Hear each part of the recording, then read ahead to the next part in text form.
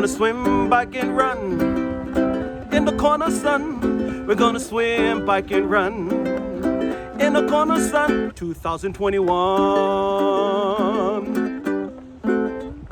Thank you, Poncho Man. Welcome everybody to Breakfast with Bob, not quite Kona edition. My name is Bob Babbitt. We are brought to you by Hoka One One by Master Spas, Clash USA, UCAN Hyper Ice, Premium Plus Sports, Form Goggles, and of course, our Challenged Athletes Foundation. In 2021, we sent out 3,038 grants totaling $5.1 million to keep challenged athletes in the game of life through sport. Our next guest, one of our favorite guys, he's creator of the Harambe Project and also Bolton Endurance Sports, just got back from Tokyo, running the high performance, working with the high performance team for USA Triathlon. Mr. Ryan Bolton joins us.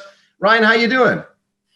I'm a little jet lagged. I just got off of a plane last night from Tokyo into Denver, stayed the night in Denver, got up this morning, drove 6 hours to Santa Fe and sat down at my computer. And now I'm talking to you. So I don't even want to know what time it is in Tokyo, so that I don't have to worry about like thinking about that it's probably 2 a.m. or something. I don't even know, but yeah.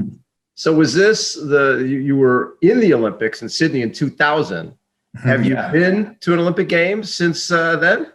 No, I went to the test event for Rio, but I didn't actually go to the games. So it was my first time back at an Olympics. And honestly, a lot of people, there's been so much talk about what it was like, what the experience was like. And it was very much an Olympic experience. I mean, the athlete village, all the countries, everything. I mean, it felt like a normal Olympics to me. I know on the ground, it looks like it probably wasn't, but it really feels like it was. I mean, really the only thing missing was fans. And for the triathlons, it seemed like there was people on the roads.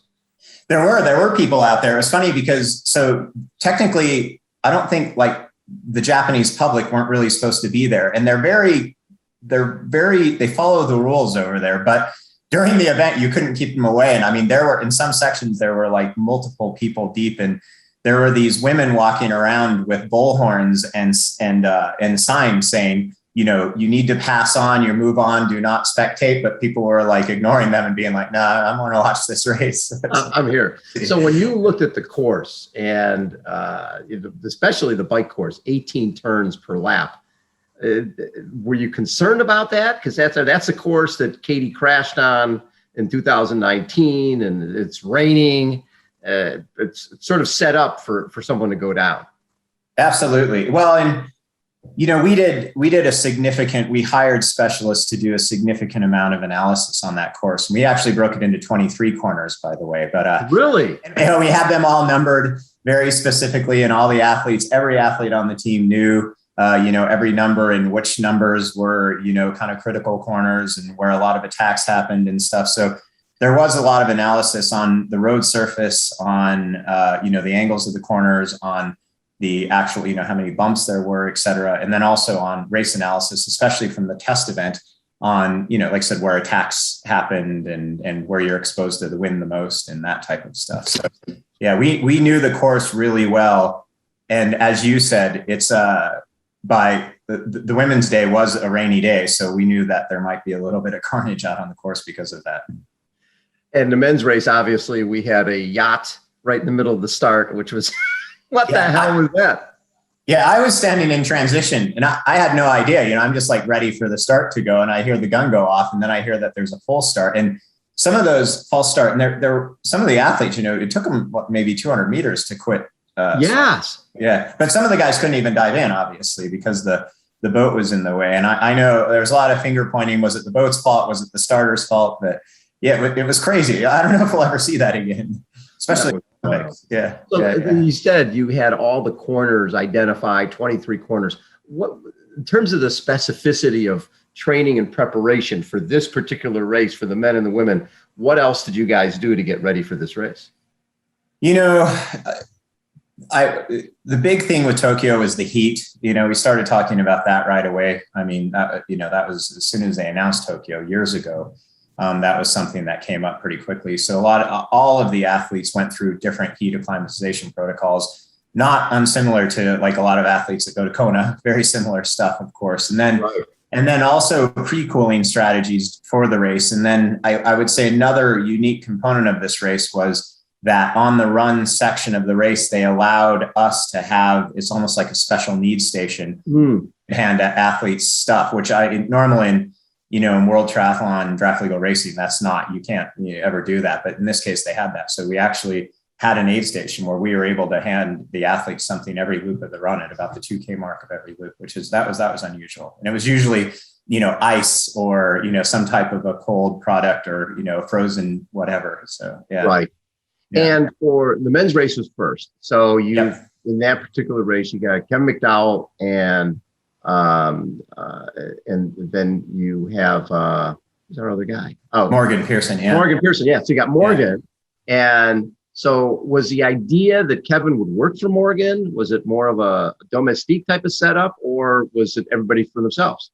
Yeah, that's a good question. Those guys know each other well, and they train together actually quite a bit, Morgan and Kevin. And going into the race, Morgan was more favored to do well in the individual race because he had, top 3 finishes in the 2 first WTS races of the year. So him and Kevin did, they had a plan where, if they were in a specific situation that they would work together basically on the bike, to help each other. And that was one of the big what ifs of the race, because it's so hard to control those races. And, if they are going to happen, the way that, you think they're going to play out. And of course, it didn't exactly play out as we expected. And, and then Morgan didn't have the day that he was looking for, but Kevin was kind of ready to step it up. And he executed as according to plan and came into transition right up front and then ran incredibly well for 6th place. And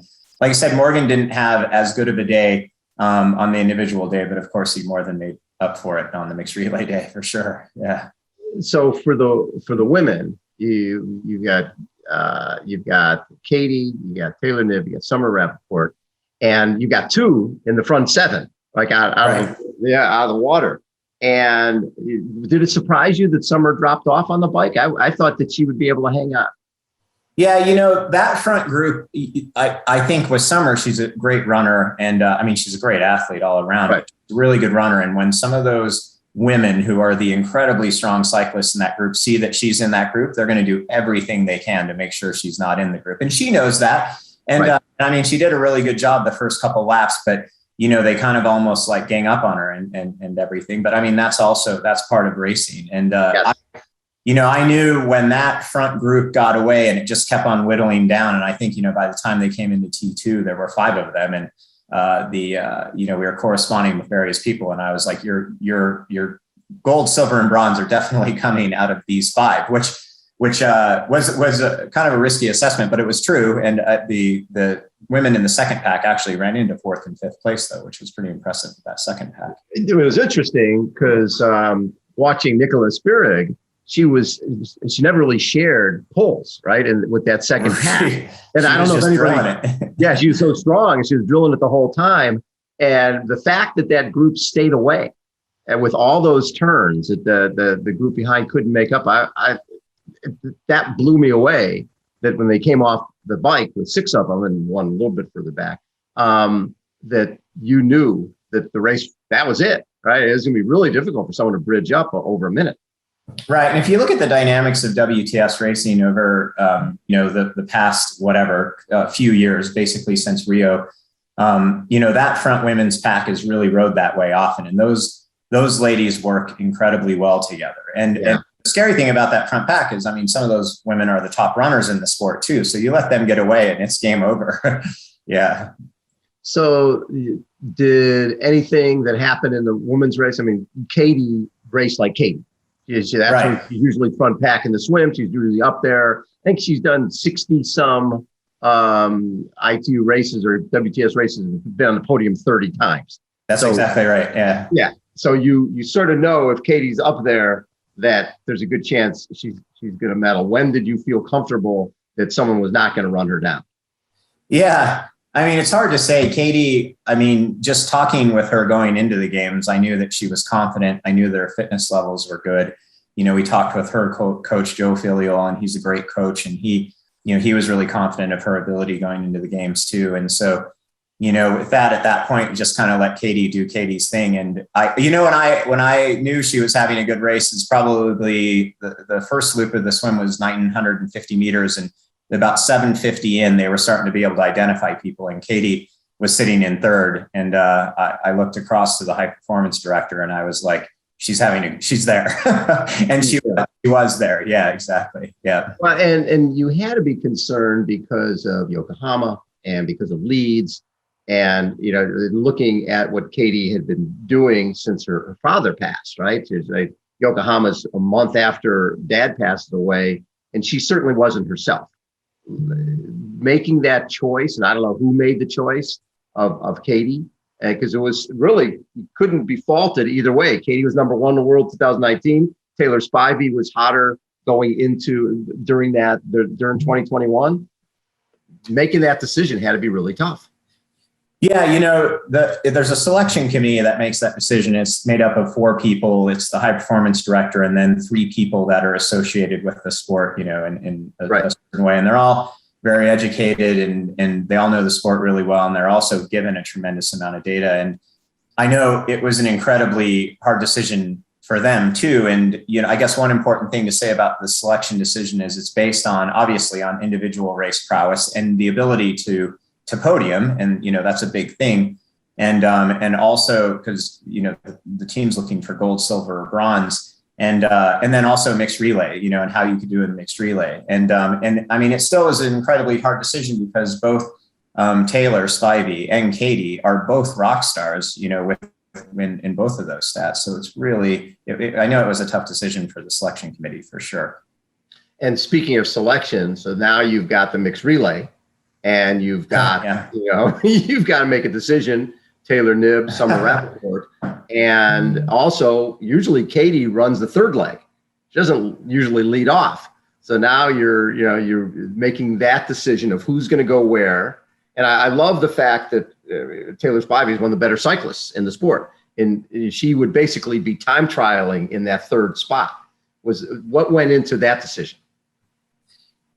Yeah, so I mean, that was a really hard decision too. It's based on it's a lot of analytics there too, analyzing what the other teams are going to do, analyzing what lineup they're likely going to use, and then looking at our athletes' strengths and weaknesses. And the thing about the mixed relay is, and this is really, the mixed relay has evolved, and it will continue to evolve because it's relatively new, but it's evolved a ton, even in the past couple of years, where if an athlete has the slightest weakness, maybe, their run is just a little bit off, it's exploited tenfold, or their swim is just not quite right. So it's really, you have to look at how your athletes line up next to the other athletes, and who other teams are going to, particularly, obviously, the teams that we're competing with. And that's how that decision came about. And we gamified it a little bit too by throwing some curveballs in there at the other teams, and and kind of throwing them off guard and on their back feet. And I think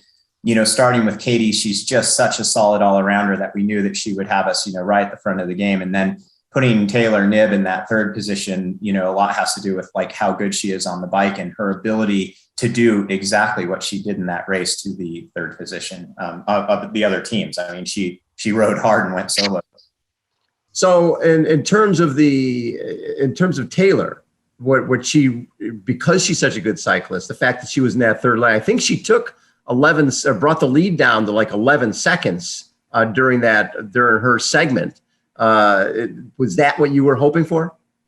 Yeah, totally. We knew that she would pair up against one of the French girls likely. And actually the French took a big risk by running the woman that they ran first. And normally they would often flip-flop that. But we talked about where she would be in relation. And I knew that relative to almost anyone in the field, she can run, especially if she attacks them. But as you saw with the French girl, she just rode her off her wheel, and she did it in exactly the right spot on the course and early enough on to isolate herself. And Taylor is a phenomenal time trialist too. So we knew that if she was alone on that course, she would almost be better on the course if she were alone. So her being alone and just time trialing, she really ate up a lot of ground. It was impressive. So now, is the focus for you all, 70.3 Worlds and Ironman, or do you have more from an ITU side? Well, so yeah, the World Triathlon side of things, there's Montreal WTS is coming up very soon. And then the grand final, there's a grand final this year in Edmonton. And then what they're doing is they've delayed a couple races. So there are 3 races in the last quarter of the year, in Hamburg, Germany, which is WTS race, and then Bermuda, which is the sprint world championships and mixed relay world championships. And then Abu Dhabi, which is in November, which is a WTS race. And all 3 of those races go on the 2022 schedule, or on the 2022 point schedule. So technically there are a lot of WTS races. I know our athletes are all approaching it differently. Some of them are taking, a break, and, other ones are diving like right back in. And yeah, they're all kind of like taking a different approach. But for me personally, actually, I'll be at some of those races. I'll go to Bermuda, I'll go to Abu Dhabi, but also, like seeing this, it's a pre-Kona edition. I about last night after I land in Tokyo, like my mind starts getting on 70.3 Worlds and Kona for sure, because I have athletes, at both of those races those are big focus. Well, yeah, you got Ben Hoffman, you got Sam Long, you got Heather Jackson. You've got a collection. Yeah, you bet. Yeah, for sure. Love it. And Ryan, just in terms of Team USA, you really couldn't go any better. Getting a silver in the relay and getting a bronze in the women's race. Obviously, it'd be great if one of our men medaled, but Kevin, that was the highest finish ever, right? Higher than Hunter Kemper's 7th. He got a 6th. So the men seem like they're on the right track. They are, and we have a lot of guys that obviously weren't on the team this year that are really fantastic athletes too, and our guys are looking better than ever, and it's exciting because that's right where my mind goes. Is I'm like in 2024, I would love to see a medal in the women. I'd love to see a medal on the guy side, and then a medal in the mixed relay. And thus far in USA triathlon history in the Olympics, we've won 2 medals, and it was Susan Bartholomew, Susan Williams, and then Gwen, of course. And now we've doubled it in 1 year, which is awesome, with Katie's bronze and the mixed relay silver. So it's great. We are going into the games like hoping for 2 medals, and now getting 2 medals, and and the way that it happened and in the fashion that it happened was really amazing. So it was satisfying and gratifying. Well, it's fascinating when you look back at Gwen Jorgensen being identified by the whole collegiate recruiting program, not collegiate recruiting, but the finding people who can swim and run and teaching them to ride the bike. And next thing you know, Gwen's on the Olympic team, and then she wins the gold medal in 2016, and Katie Zafaris identified out of steeplechase. So there was a formula for the women, and it was very difficult on the male side because you really couldn't identify a guy at the age of, out of college and try to get them to compete with Javier Gomez and Alistair Brownlee and all the great guys. What is the formula now that is working for the men? Well, similar. We have a couple things, but the CRP program, which is what you're referring to, Morgan Pearson basically came through that. I think, with Morgan, it's also why Morgan at his age right now has really come around this year. He was a collegiate runner. His cycling and swimming are both phenomenal, just probably a little bit rusty, and it's taken him time to develop that. And now, you're going to see Morgan only get better because I think he's coming, into his own in that regard. And then we have, once again, a couple other guys. Matt McElroy, came from that program. And then we also have, the Project Podium crew, which is in Tempe, which they're guys that basically did not do single sport athletes. They became directly into triathlon at like a relatively young age, 18, 19, even if they were juniors doing it, that we're developing them as well. So, the collegiate recruitment program will continue to exist, and I'm sure we'll still get athletes out of that. And, but we also have some more younger guys in the program, from an earlier age. And Kevin McDowell is a good example. He's a guy who's been in the program, since he was a teenager. So exactly. Yeah. Hey, Ryan, thank you, bud. Welcome home. Thanks. Try to get a little sleep, and we'll definitely catch up down the road. Yeah, right on, Bob. Great talking with you today. Ryan Bolton has been our guest again, everybody. Breakfast with Bob, not quite Kona edition. We'll catch you next time. See ya.